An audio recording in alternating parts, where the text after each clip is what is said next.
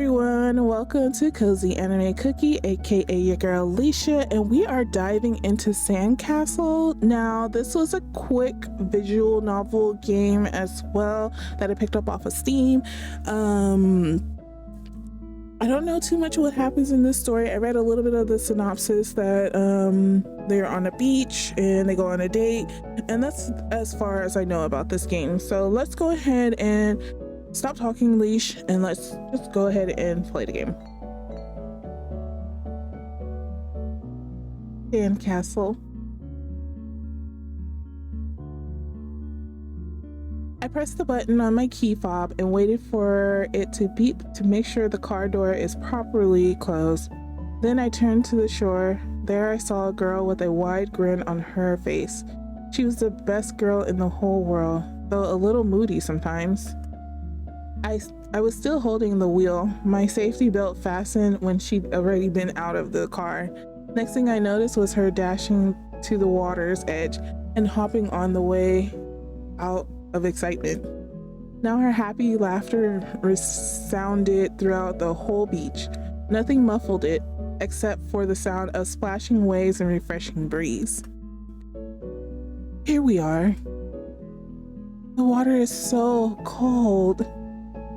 Amira audibly sniffed as if she was cold and awkwardly wiggled her bare feet. She already taken off her shoes and now held them behind her back.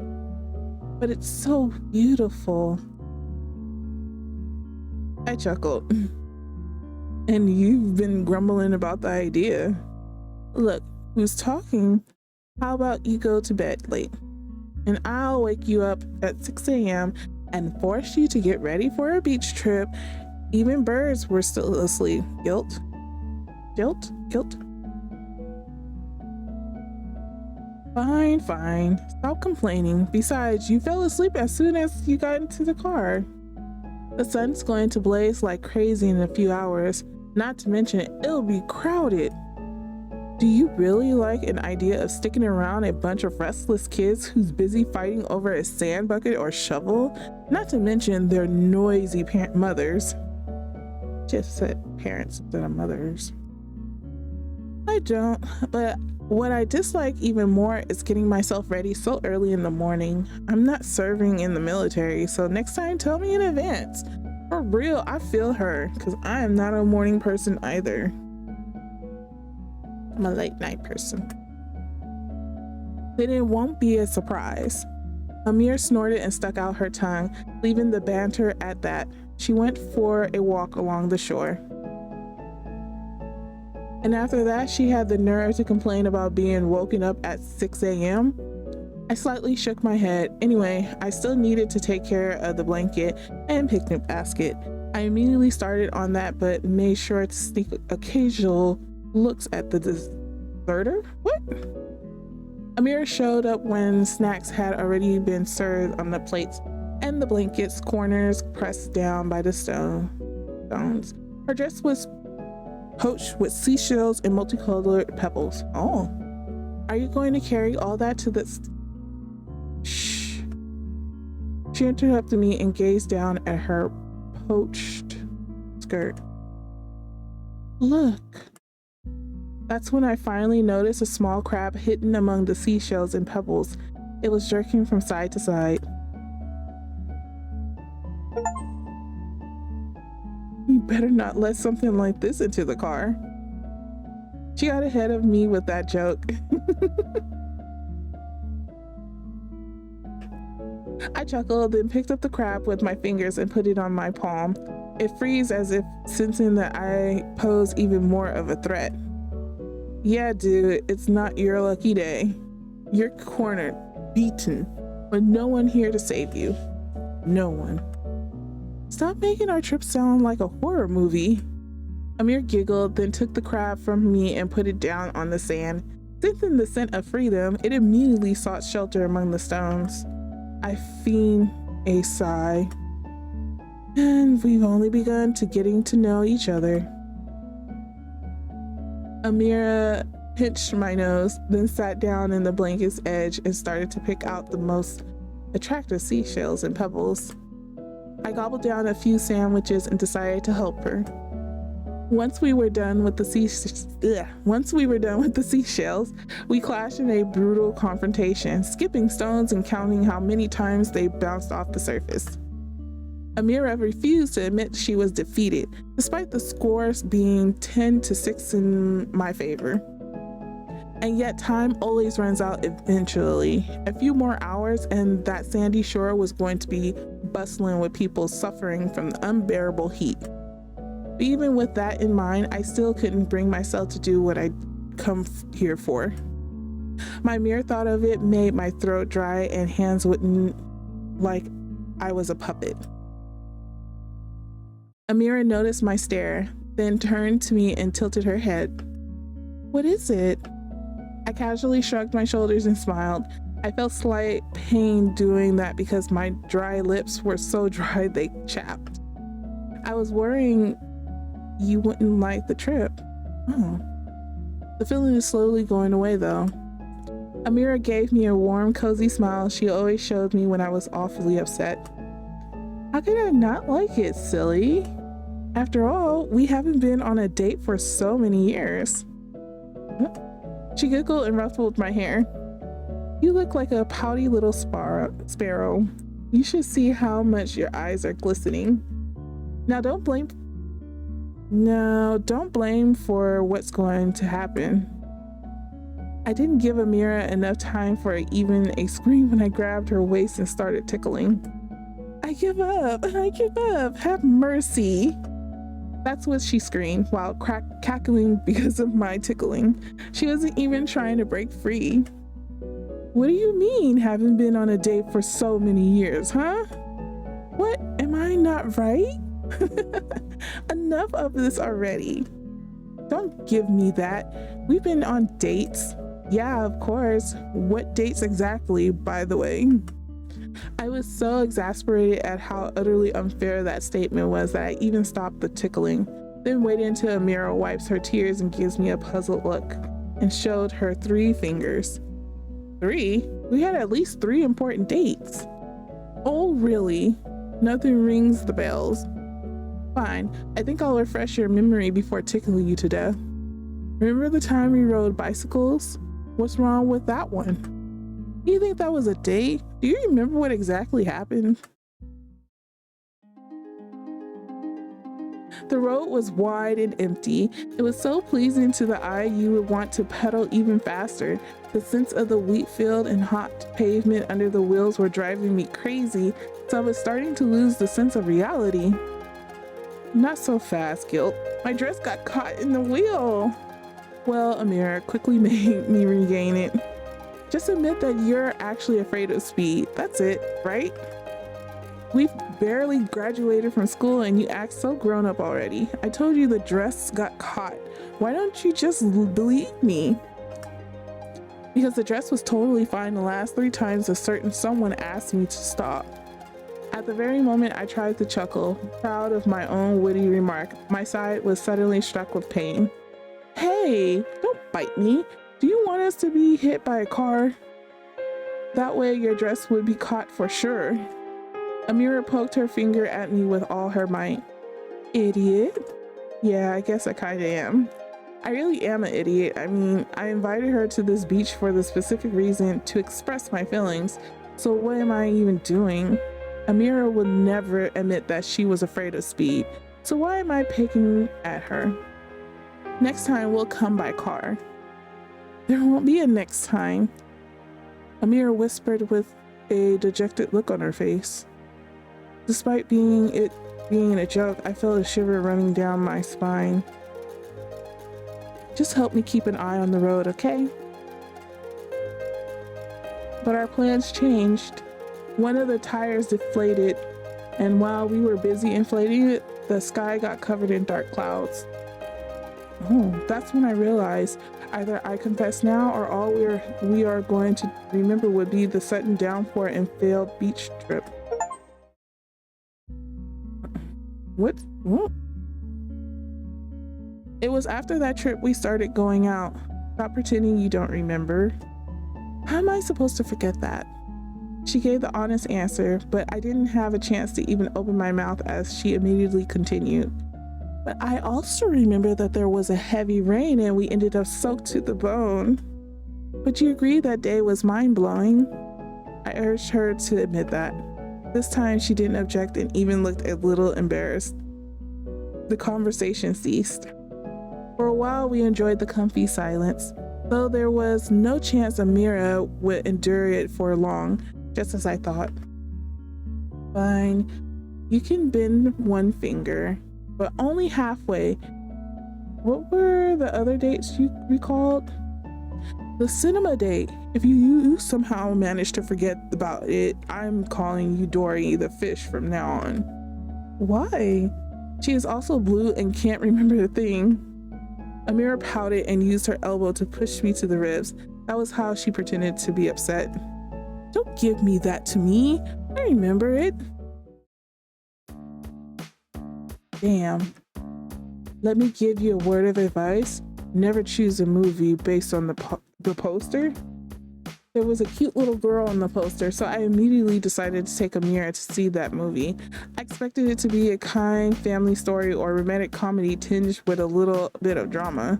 So what do you think? It turned out to be a slasher, with intestines flying around and everything being washed away by rivers of blood. At first they killed and dismembered that cute little girl. Oh boy. Then the girl came back to life, somehow managed to assemble herself back to one piece and came up with a plan to dismember her original killers. Well, that's a pretty interesting slasher. Damn, what have I done? To make matters worse, I forgot. She likes salty popcorn and bought sweet popcorn instead.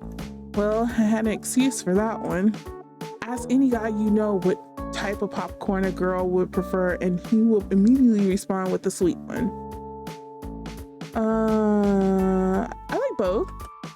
So I was even grateful when some brat pushed my hand and I spilled the rest of it onto the floor. I took that chance to hide under the seats pretending to be collecting the popcorn. That was all I did for the rest of the movie. Repeatedly dived under the seats while imagining Amira's angry face. Yeah, I totally messed things up back then. So you can imagine just how surprised I was when we left the cinema and she said the following. That was great! Huh? The movie was great, don't you think? She looked at me and in her eyes I saw fire and genuine delight. Yeah, sure. I gave that confused answer, not sure whether her reaction makes me happy or even more afraid. All the way home, we discussed the movie. She brought up one bloody scene after another, and I was struggling to come up with suitable responses. So that's why your comments were so random and vague? And I even thought you seen some hidden meaning that I missed. Yeah, that day I learned that my girlfriend has a disposition for sadism. That conclusion got me upset. Hey! Amira immediately protested. To each to their own. If I like the movie, it doesn't mean that one day I'm going to get violent and butcher everyone around me. Besides, there was so many great twists in the movie. You would have enjoyed it too if only you hadn't been cowering under the seats all the time. I get it. I'm bending another finger, Amira the sadist. No, you're not. Then I'm calling you Dory the fish from now on. Fine, bend it. She finally gave in, but that's only 1.5, not 3. I say the trump card for later. It's worth as many as 2 dates. So what is it? The roof date. Oh wow. We stood on the roof, only the night sky above our heads, and held hands as the bright lights of the megalopolis unfolded before our eyes. Hey, the view is really awesome but as usual, Amira was the one to destroy the mood. Are we really going to stand here for the whole night? I'm getting cold already. I told you to wear something warm, didn't I? That's what I did, but you hadn't mentioned we were going to stand still in the wind for the whole night. Well, that's true. Here, it's still hot. I offered her a cup of cappuccino I bought in a fancy coffee shop I knew nothing about. She took it with both hands, trying to warm them up even a little. Then she noticed the logo printed on the cup. Wow, it must have cost a fortune. Knowing all well she was a coffee maniac, I figured that would be a perfect treat to surprise her with. I even had to get a buddy help me out for that mission to become possible. I needed him to fetch the coffee for me while I waited for Amira near her place. Otherwise, it would have gone cold before the date even started. Wow, he went all out, huh? You didn't have to spend so much. Well, it won't hurt to do something nice for you from time to time. Can't argue with that. You could have done it more often, even. She didn't miss the chance to pick at me. What a meanie. Still, it's not like I mind. I checked the watch. The second phase of my and my buddy's mission was going to start. 3, 2, 1. What do you mean 3, 2, 1? Looks like he messed up a little and didn't make it in time. Oh my goodness. He did all that for her? Wow. Suddenly, Amira froze, captivated by the fireworks that exploded right in front of us. The sparks scattered across the sky, and I could see them reflecting in her eyes. So beautiful. Yeah, beautiful. I agreed. A moment later, she revealed a soft smile, as if she just thought of something pleasant. Then she brought the cup to her mouth and took a few sips. So yummy. Really? Yeah, want to try? No, I got it for you after all. So what? Maybe I want to share. I pondered the offer for a moment and accepted the cup from her hands, took a careful sip. She chuckled. What? Do you know what indirect kissing is? At first her words escaped me, but then it dawned on me and my face turned bright red as if I was an innocent child. Oh. She burst out into a cheerful laughter. You blushed for real? Give me a break. I sulked and returned the cup. And still, huh? It's so nice here. Oh, yeah, not bad at all. Pity all of that never actually happened. Well, it's still better than nothing. Oh. I like how you make up stories about our dates. Amir whispered that as I was sitting beside her hospital cot. Her voice was lifeless. And I like telling them. I carefully took her hand. I wonder if our dates would have been as much fun in reality. I think so. After all, at least one of them was real. I immediately regretted saying that. Better not make her recall it if possible. You mean the very first one? The bicycle date? It was also the last. Although you changed the ending. I felt a sharp sting in my chest. Lately, I just can't stop thinking about that car. About that man who was driving it. Sure, the crash happened because of him, but he didn't intend that. It was just an accident. He just wasn't prudent enough. Anyone could have been in his place, right? Maybe. You know, a priest paid me a visit. He said I should forgive that man, that I'll feel relieved by doing so. But will I? Why would I want to forgive him? It's because of him my life came to an end. Who would refuse me the right to hate the man who denied me my future? Say guilt? Should I even try to forgive a man like that? I pondered.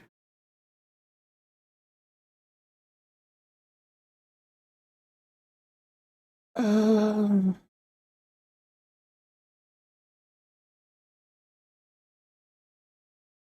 I'm gonna go with yes.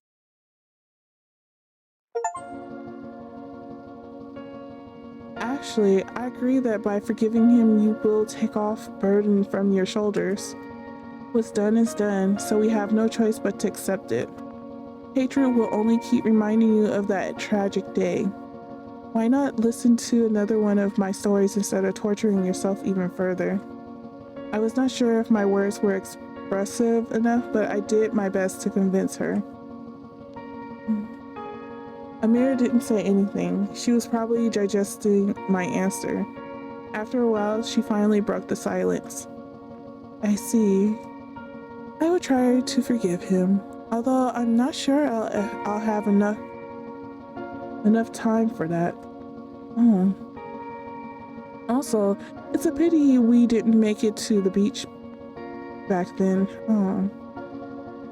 With those words, Amira closed her eyes and never opened them again. Oh. Here we are, right? I snapped out of the bitter memories and found myself on the beach again. Amira stood near the water's edge. She wore exactly the same smile that was engraved in my memory, as if I was looking at a single frame in a movie about my past. I just couldn't imagine any other expression on her face.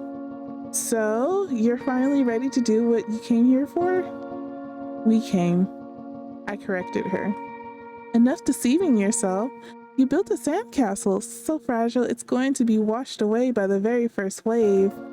But I can't let go of the past. I have no idea how to keep living. That is why I decided to become that wave for you. I will forgive you, guilt. I gasped at those words, but I have one condition. What condition? I had to force the words out. You will confess that the driver is not to blame for the accident. It was you who rode too fast trying to impress me and ran a red light. That's not... It is, and you can't change it. You've been lying for so long that ended up believing the lie yourself. I played along because I loved you, and it never occurred to me how despicable that decision was. So, if you confess out of your own free will and accept your punishment, then I will forgive you. So, what happens then? I don't know. This is your life, and mine is going to end here and now. Okay. I summoned up my courage and finally said that. I promised to confess. I'm glad to hear that. Now it's time to say goodbye, guilt. Yeah. The phantom vanished in the air. I wiped my tears, then picked up the funeral urn and scattered Amira's ashes over the waves. Farewell. You have finally made it to the ocean. Ooh, I got so much chills. I was not expecting that. Amira from Latin, a dead language, love. Ooh, I got chills. Ooh. Sandcastle, an expression that means something unstable and ephemeral, which can most often exist only in a person's thoughts and his imagination. Wow, okay. Okay. That gave me so much chill. This was a quick one, which you know, if I think this one was also a free one, or I think this one was like $1.99. I can't remember. But that one still gave me some chills with that twist. Oh man. Well, with that being said, I hope you have a great evening, day, night, weekend, or whenever you see this video. Go ahead and like and subscribe, comment down below, and I will see you on the next one. All right, bye.